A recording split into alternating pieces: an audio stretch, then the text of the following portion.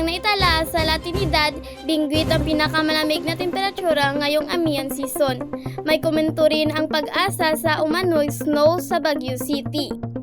Dahil mismo sa ilang araw ng mas malamig na panahon, kaya umakyat sa Baguio City ang pamilyang Francisco mula sa San LD, Ponso, Bulacan. Ngayong araw, sumadsad sa hanggang 11 degrees Celsius ang lamig sa City of Pines. Pero pinakamalamig pa rin sa bansa ngayong taon, na itala sa katabing Trinidad, Benguet. Sobrang lamig na rin sa Tuba, Benguet, kaya dumiskarte si Aling Lardet. May nag-viral ding video ng snow umano sa Baguio pero sabi ng Pag-asa, imposible ito dahil din sa matinding lamig.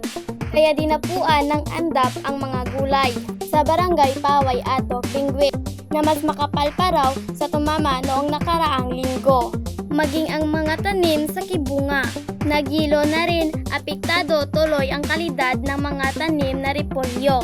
Pero marami pa ring naaning repolyo, kaya tuloy pa rin ang pagbagsak ng presyo nito. Nasa 3 piso hanggang 5 piso na lang kada kilo. Sa kabila yan, hindi pa raw ito ang peak o pinakamalamig. Ako si Maiden G. Mendotti, humahataw sa balita.